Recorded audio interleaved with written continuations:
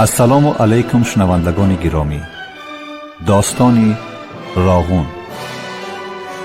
پرزیدنت جمهوری تاجیکستان محترم امامعلی رحمان در مراجعتنامه خود به مردم کشور 5 ینوری سال 2010 تأکید نمودند که راغون سرچشمه افتخار ملی هر یک فرزند تاجیکستان و رمز سربلندی امروز و فردای ماست.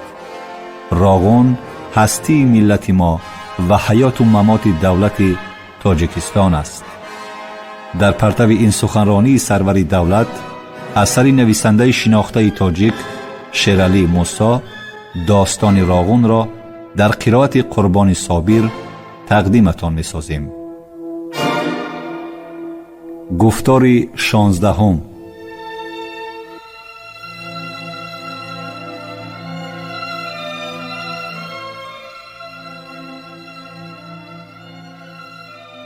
سرمهندس.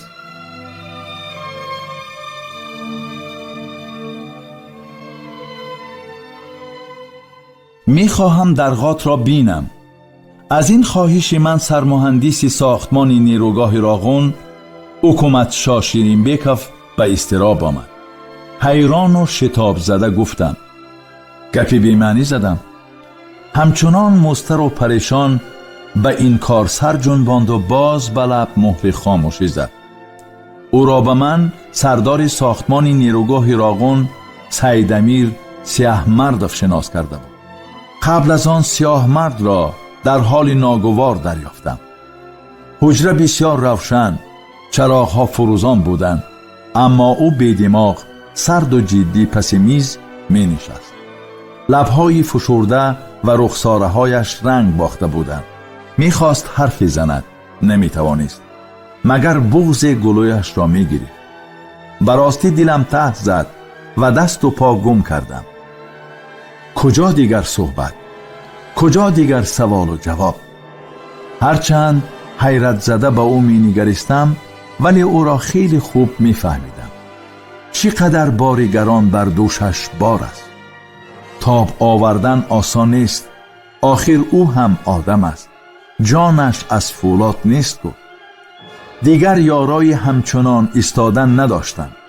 بدون حرف پس گشتم و خواستم خارج از حجره شوم. کجا؟ عجیب که او به خود آمده از حالت قبلی آثار نمانده بود. در حالی که آثار شادی در چشمانش پدید می آمد، یک باره از جای برخاست و روی به من آورد. ولی یافتم اگر نه خودم را نمی بخشیدم. در حالت شرم و خجالت به زور لب به سخن گشادم. عذر، شما را ناراحت کردم. رفتیم.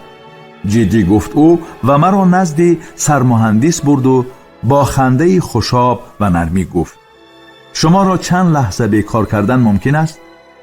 آره، البته. هنوز چیزی را نفهمیده گفت صاحب حجره. وای مردی قامت بلندی شانه پهن، طرح روی برجسته داشت. مهمان آوردم. بچه‌اش، گفت او شوخی آمیز. سیاهمردوف با لبخند شیرین علاوه کرد. باور دارم مهندس زبان مهندس را زود می‌یابد. آواز مرغوله شیرینبیکوف در تقویت سیاهمردوف به گوشم رسید. آره رئیس. سیاهمردوف برای کار خواست و رفت.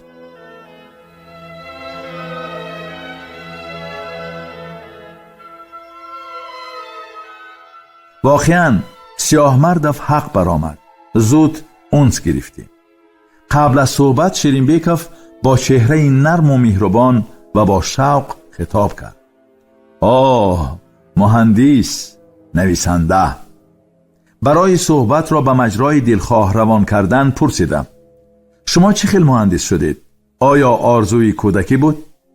بله، جواب داد او و به قصه شرح حالش پرداخت. در تاجیکستان خوجند هست و شجند. خوجند شهر است در ولایت سوخت، همه می دانند.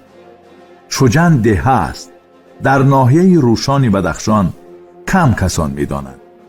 حکومت شاه 25 می سال 1942 در همین دهه در عائله دهقان به دنیا آمده است.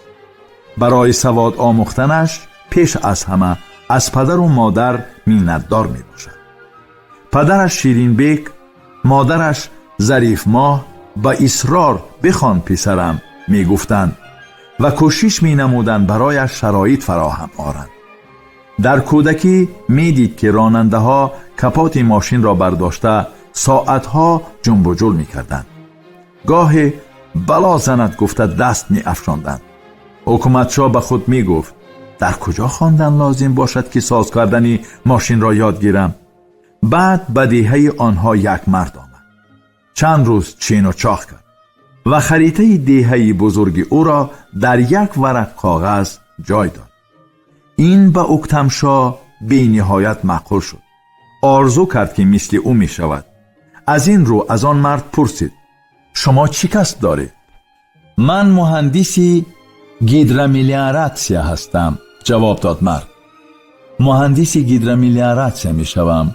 ته دل قرار داد او و باز پرسید این کسب را در کجا می آموزند؟ اینستیتوت خواجگی قشلاق. سال 1959 حکومتشاه مکتب میانه را ختم کرده به استالین آباد آمد.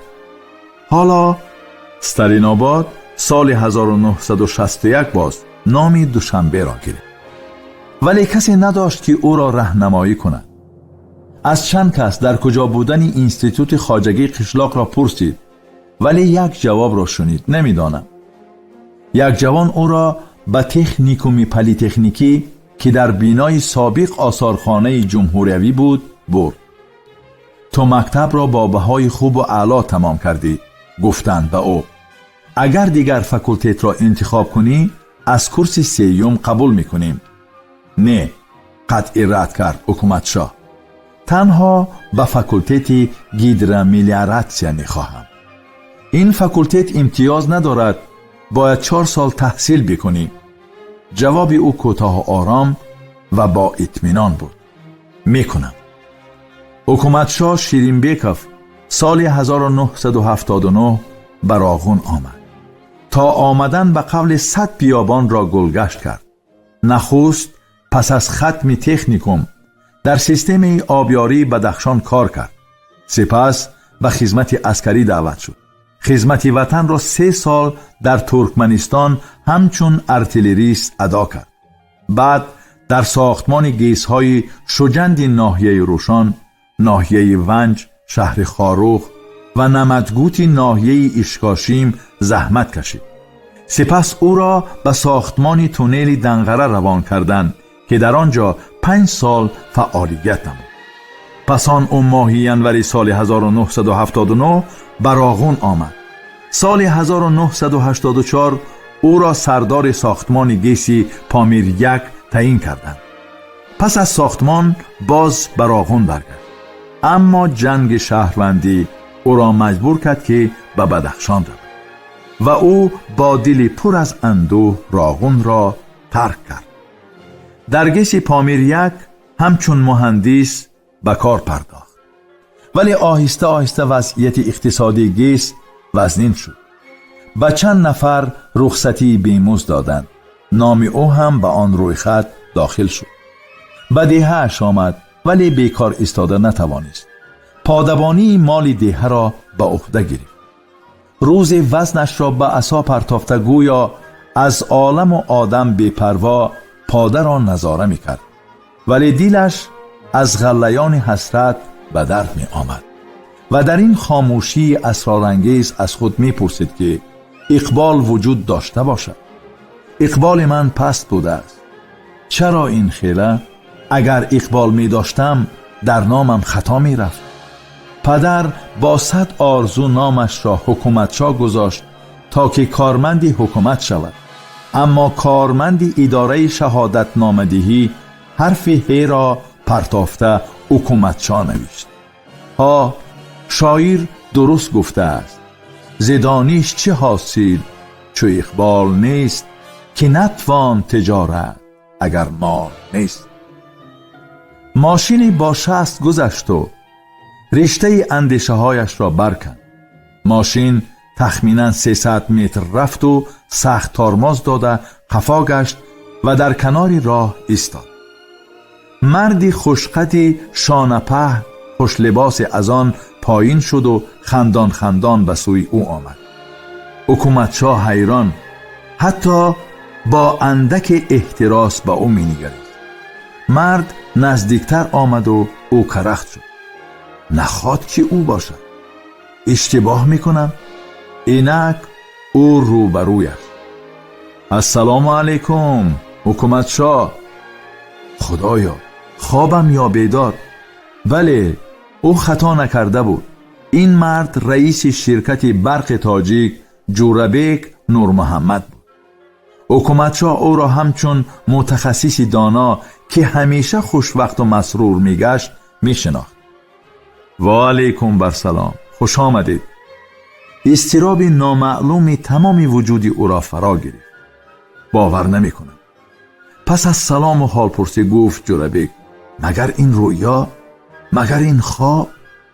نه خواب است و نه رویا، حقیقت است. جورابیک با التفات بی‌حد دستی او را گرفته گفت: شما در اینجا چی گم کرده اید؟ من نو جایم را یافتم. نخواد؟ گفت جورابیک مهربانانه تبسم کرد. البته، جواب داد حکومتشاه. یک به اطراف نگاه کنید. زندگی چقدر زیباست. بله زیباست، راضی شد جورابیک و افزود: آن را باز هم زیباتر کردن لازم است. در شریان شما خونی گرم جاری است. پاده را سپاریده پگاه به دوشنبه بیایید. اگر نآیم چی؟ نخواد شما به این کار قادر باشید.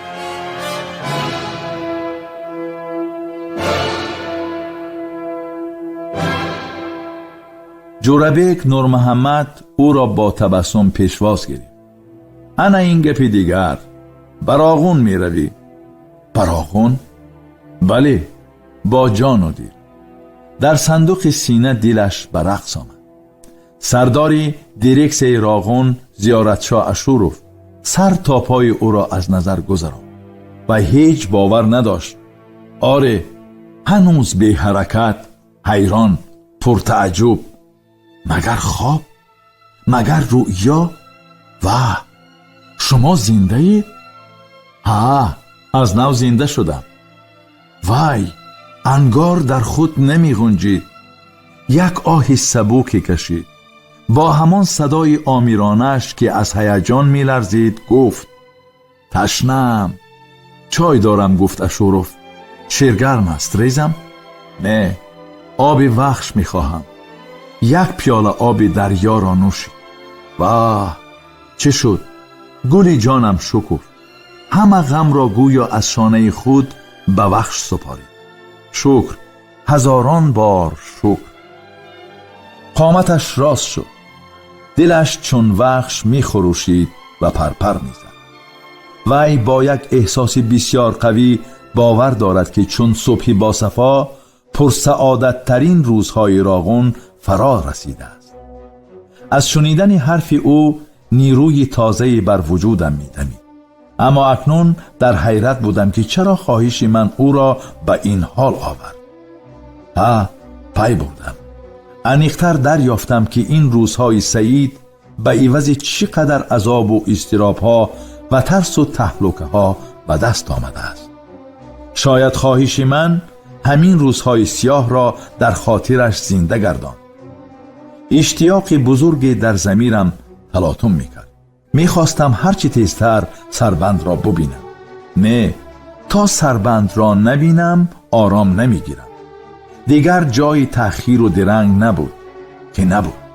نهایت جرأت پیدا کرده پرسیدم: نمی رویم مگر؟ انگار به خود آمد و یک آه بدردی کشید و آهسته از جای برخاست و چند قدم روی حجره پس و پیش راه رفته، بعد روبرویم آمده ایستاد و یک ثانیه فکر کرد. سپس لب به سخن گشاد، اما نخست سرفه زد گویا غشی در گلو داشت و در حالت اضطراب گفت: بعد نقل میکنم. درها سخنش را بریدم. شنیدن کی بود مانندی دیدن؟ گفتند. سراسیمه نشوید، گفت او و باز لب فرو بست. من بعد از کمی اندیشه می رویم. گویان از جا برخواستم. مقابل نیستید؟ نه. با بی‌علاقگی پاسخ داد او. آه خدایا، هوش قریب از سرم می رفت.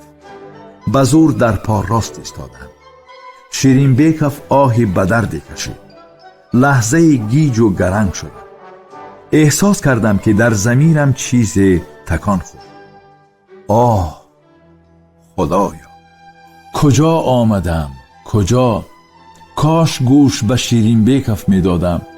کاش به اینجا نمی آمدم.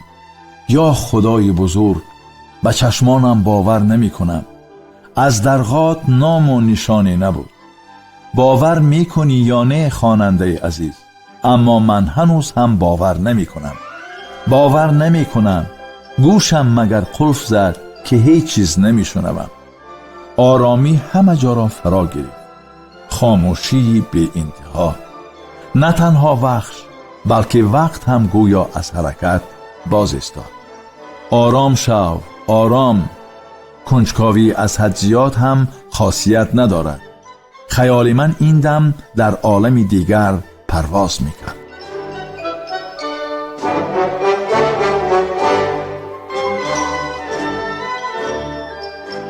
سنه 28 دکبر سال 1987 در خاطر من ابدی نقش بسته است. آن روز پیش مجرای وحش بسته شده بود.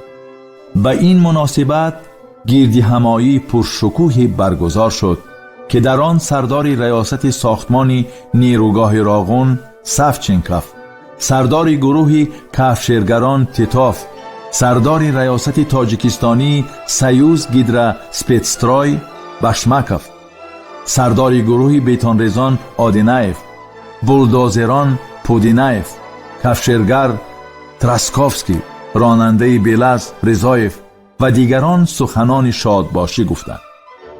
و رسا ساعت 12 موشک به هوا پریده به هجوم اجازت داد. دهها بولدوزر و ماشین‌های وزنینبار در یک وقت به وحش هجوم کردند. آنها پی هم به مجرای دریا سنگ و خاک و شغل و خاره‌های بیتانی وزنین را ریختند. نهایت آب سرکش وحش مطیع شد و به نقب روان گردید و 49 متر سربند ساخته شد.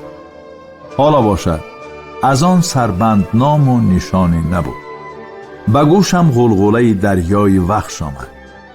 صبر و طاقت را از دست داده دیگر تحملی نکردم. اکی حکومت شاه، چی؟ مگر رنجیده اید از من؟ نه شتاب زده گفت او. شما چی ها می گوید؟ هرگز. لحظه باز خاموش ماند و آهی سبو کشید. اما هنوز هم چشم از دریا بر نمی داشت. چرا خاموشید؟ حرفی نمی زنید؟ دیگر چی گویم که کار از کار گذشته؟ با احتراز پرسیدم. مگر دشمنان؟ وی شتاب زده به این کار سر تکان داد. قیام وحش. دقیقاً 8 9 ماه می سال 1993 بود که این عملی ویرانکارانه طبیعت صورت گرفت. باد زوزه می کشید. تندر طبل می زد و برق خنجر می کشید. بعد بارانی پرشیدت بارید. یک بار سطح آب وحش بالا رفته درغات را شسته بود. آیا امکانیت پیشگیری نبود؟ بود. ولی بر اثر جنگ شهروندی متخصصان پراکنده شدند و نقب‌ها و درغات به حال خود ماند. احساس می کردم که وجدان عذابش می دهد. گویا او گناهکار باشد. من هم در حالت ناگوار با آهنگ تأسف‌آمیز عذر آوردم. ببخشید، نمیدانستم. وی نیز ناراحت و خجالت زده با لبخند سر تکان داد. حاجت عذر نیست. آهسته آهسته به سوی ماشین قدم می زدیم. زیر پایمان سنگریزه ها آواز می برآوردند. آهنگی دریغ را افشا می ساختند. زیر لب نیم شنوا افسوس سربند نیست گفتم و به تنگنای دریا نگریستم. عجایب که به جای تصدیق رد کردم. نه، سربند هست. نیست گفتم. هیچ سربندی نیست. یک روانه سر تکان داده گفت هست. من هم پس نآمدم. کجاست؟ با آواز کمی خسته و پر از صداقت گفت در دل من. و بعد باز افزود در دل تمام تاجیکان. از این حرف ذوق کردم. دلم کشاده و گلریز شد. طبعم بالیده گشت. غم نخورید گفت شیرین بیکف به من، گویا تسکین داده سربند را می سازیم. با علامت تصدیق سر جنبانده گفتم باور و اطمینان کامل دارم که به یگان شک و شبهه می سازید. بیهوده نگفتن که آدمی به امید زنده است. آره، به امید.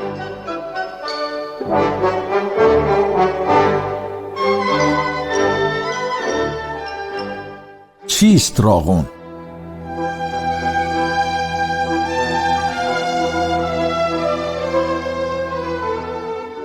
از نگاه پرزیدنت تاجیکستان، راغون آبادی و سرسبزی امروز و فردای تاجیکستان، ترقیات بی سابقه صناعت و کشاورزی و مهمتر از همه روشنایی و گرمی شبانه روزی هر خاندان مردمی ما می باشد. راغون واسطه مهمترین بلند برداشتن سطح و صفت زندگی مردم، عامل تکان بخش رشد معارف و تندرستی، علم و فرهنگ و فعالیت پرثمر و بردوام بیمارستان و یتیمخانه ها، خانه های پیرانسالان و دیگر انشاءات مهمی اجتماعی می باشد.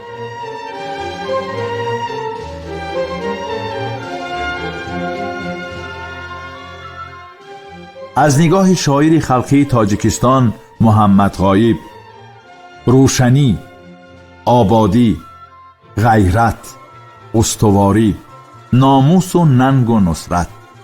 از نگاه جانبی که قاذبه، رواج و رزق و روزی آورد، آیش آسان آتش و نور آفرد. غرور و غیرتی تاجیک شده است، او امید و قسمتی تاجیک شده است. نون نوری نجم نابی جان و تن، نبض نام و ننگ و ناموسی وطن. از نگاه مهندسی ماشینساز دوران پیکاف، راغون بود و نبود تاجیکستان است. از نگاه زیایی زیا رحمان، نوروز، غلبه روشنایی بر ظلمات. از نگاه روحانی، راغون برای ما داد خداوند است. شاعر توانا نظام قاسم گفته است وطنم چار سوی تو بود قبله من، خود بگو من به کدامین سویت سجده کنم. چه حق گفته است، ولی امروز راغون قبله تاجیکان دنیا است. از نگاه دانشجو زرابدین شریپوف، دیوان سبز ملت. از نگاه طبیب مردمی، کیمیای سعادت. از نگاه صاحب خانه‌زن زلفیه، گرمی و روشنایی. از نگاه ساختمانچی سلیم حلیم، ترقیات. از نگاه راننده افتابوس نازیم، روزگار آسوده. از نگاه نفقه خور بابای عظیم، معاش و نفقه شایسته. از نگاه یک نفر مهاجر، رهایی از محتاجی. مولوی می گوید آن که شیران را کند روبه مزاج، احتیاج است، احتیاج است، احتیاج. همین احتیاج مرا به ملکی بیگانه بود و باز شهرت فردا و باز گنج پابرجا و باز قطب نو و باز رشک آفتاب و باز به تشنه چشمه آب و به گشنه قرص نان.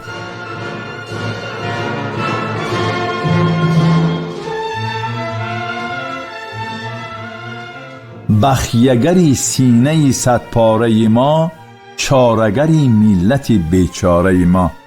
این مصرع ها را حق نظر غایب در حجره کار جانیبک اکابیر سردبیر صدای شرق به زبان آورد. من درحال دوتار جانیبک را گرفته گفتم: حکیم خیام زنده‌دل چه خوش فرمودند، گوشم به نی و رباب باشد دایم. سپس آن را به حق نظر غایب دراز کرده افزودم: دوتار در اختیار شما استاد. دوتار را به دست گرفت و ناخن زدند. یک تا شود استاد. دوتار به ناله آمد.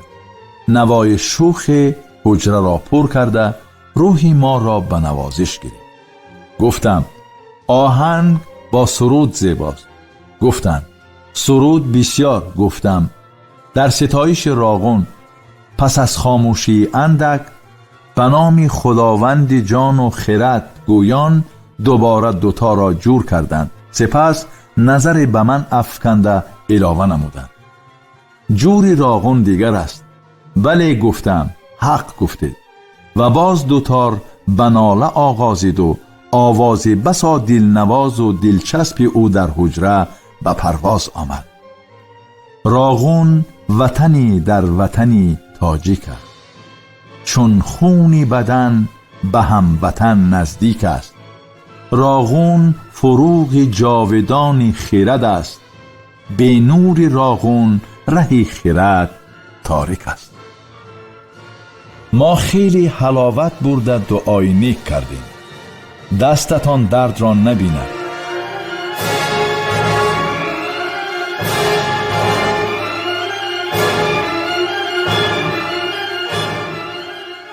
شما خوانش بدیعی را از روی اثر نویسنده شناخته تاجیک شیرعلی موسی داستان راغون در قرائت قربان صابر شنیدید.